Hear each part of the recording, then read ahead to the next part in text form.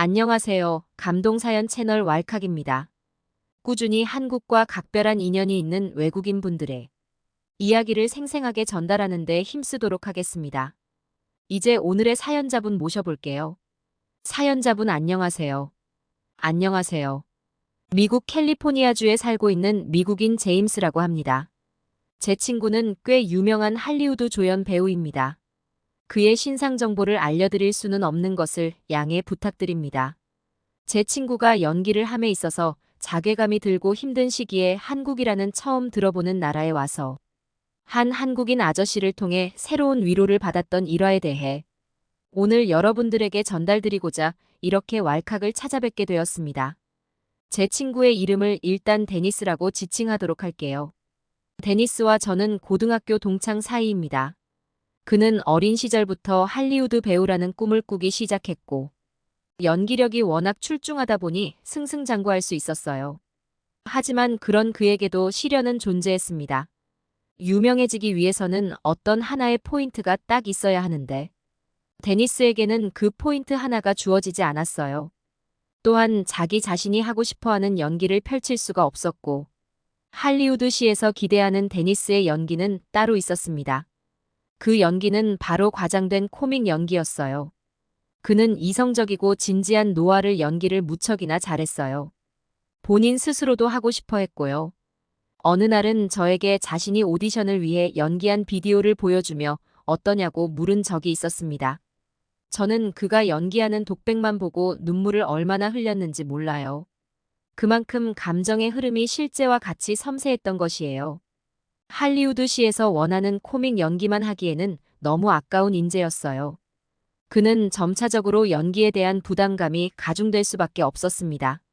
물론 한번 망가지면 자유롭긴 했는데 그것이 연기를 하고 나면 내가 지금 뭐 하고 있지라는 식의 자괴감이 들었던 것이에요. 그는 항상 말했어요. 내가 이 캐릭터를 구축하려면 많은 것들을 바꿔야 하고 분명 보는 분들도 불편하지 않을 거라거죠. 그만큼 자신의 연기에 대해 신중하고 진지한 아이였던 것입니다. 그는 어느 날 술을 한잔하고 우리 집 앞에서 저를 불러내서 말했어요. 제임스, 나 좀 쉬고 싶다. 아무도 나를 못 알아보는 곳에 가서 한동안 편하게 생각할 시간이 필요한 것 같아. 데니스는 저의 둘도 없는 소중한 친구였기에 저는 고민 없이 같이 떠날 것을 약속했습니다. 우리는 다음 날 안방에서 지구본을 돌리며 눈 감고 찍어 아무데나 가는 거야 라고 말하고 지구본을 돌리고 무작정 펜을 찍었습니다. 그곳이 바로 동아시아의 대한민국이라는 나라였죠. 지금 생각하면 그것은 우연이 아닌 운명이었던 것 같아요. 결과적으로 한국에 갔다 와서 데니스의 자괴감이 회복되었거든요. 데니스와 저는 한국이라는 나라에 대해서 아무것도 모르고 있었어요. 그래서 떠나기 전에 인터넷 검색어로 꽤 많은 공부를 하고 갔죠. 그렇게 우리는 한국으로 한 달간 여행을 떠났습니다. 그런데 생각했던 것보다 데니스를 알아보는 사람들이 많은 곳이에요.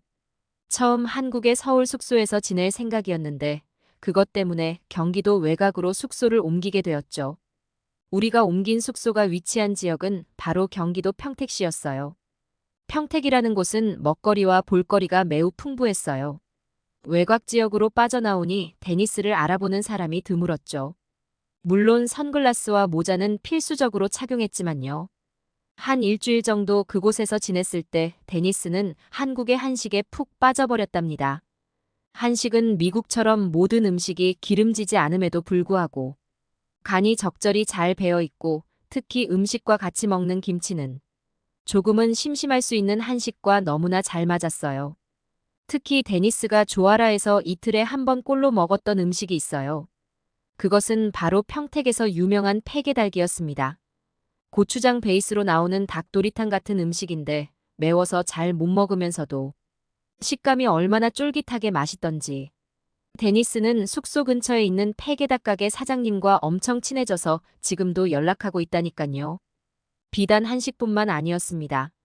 평택에 있는 미군 부대도 구경 가고 한미 친선 한마음 축제라는 곳에도 갔는데 볼거리들이 너무 많아서 데니스는 평소 느끼지 못했던 새로운 활력을 받았어요.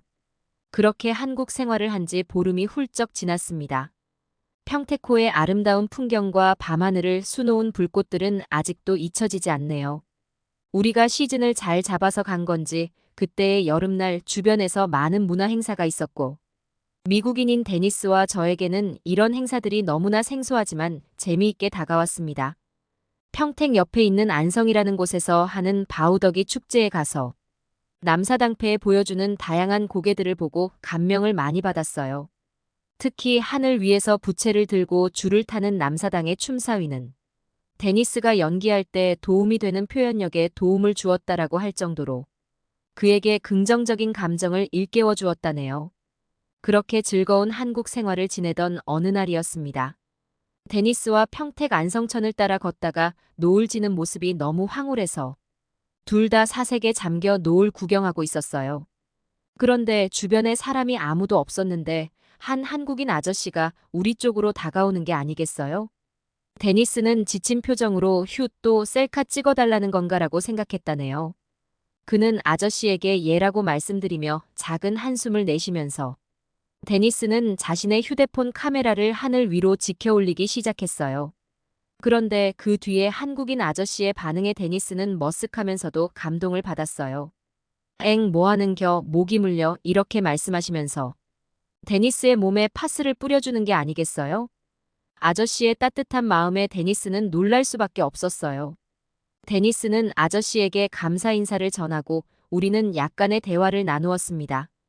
그런데 사실 한국 아저씨는 데니스가 유명 연예인인 것을 알고 있었습니다. 그런데 아는 체 하면 부담스러워할까봐 모른 척 해주면서 팬으로서 모기에 물릴까봐 걱정스러운 마음에 파스를 뿌린 것이었어요. 데니스는 아저씨의 그런 마음에 감동을 받았고 우리는 숙소에 들어와서 한참 이런 얘기를 나눴습니다. 이것이 미국에서 한국에 대해서 검색해봤을 때 발견했던 츤데레라 민족이구나 싶었죠. 츤데레는 신조어인데 쌀쌀해 보이지만 실제로는 다정한 사람의 뜻이 있더군요. 그러면서 한 동영상 장면을 봤습니다. 주류 회사의 트럭에서 쏟아진 소주 수백 병을 시민들이 무심하게 투덜대며 달라붙어 5분여 만에 그 병들을 다 수거하는 것이에요. 또한 과거 농민 봉기의 역사 시절 나라로부터 특별히 받은 것은 없더라도 위기가 닥치면 떨쳐 일어나는 독특한 유전자를 가진 민족이 예로부터 한국인의 특징이라고 하더군요. 근데 또 웃기는 것이 해외 유명 가수들이 방한 콘서트를 한국으로 가면 멍석을 깔아놓을 때는 누구보다 주인공을 환영하고 무대를 즐기는 한국인의 모습을 볼 수 있다고 해요. 데니스는 이런 한국인들 특유의 성격이 너무 독특하고 매력적으로 다가온 듯해요. 그래서 미국으로 돌아오고 나서 한국에 푹 빠져 살고 있답니다. 자신은 한국인이 너무 마음에 든다고 한국어를 공부하고 있다고 자랑하더군요. 또한 데니스가 연기에 대한 고민과 자괴감을 뜨는 것도 그때 그 츤데레 아저씨 덕분에 나를 이렇게 배려해주는 많은 팬들이 있구나라는 생각이 들어서 마음을 고쳐먹었다고 합니다.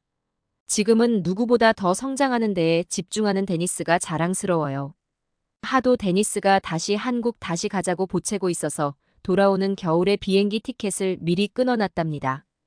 이번에는 부산에 가보고 싶다고 하네요. 제 친구 귀엽죠? 진짜 두 분의 우정이 남다르다는 게 느껴집니다. 한국에 한 달간 지내면서 힘들었던 데니스님에게 많은 위로를 가져다 주었다니 한국인으로 뿌듯한 마음이 듭니다. 지금까지 감동사연 채널 왈칵이었습니다. 감사합니다.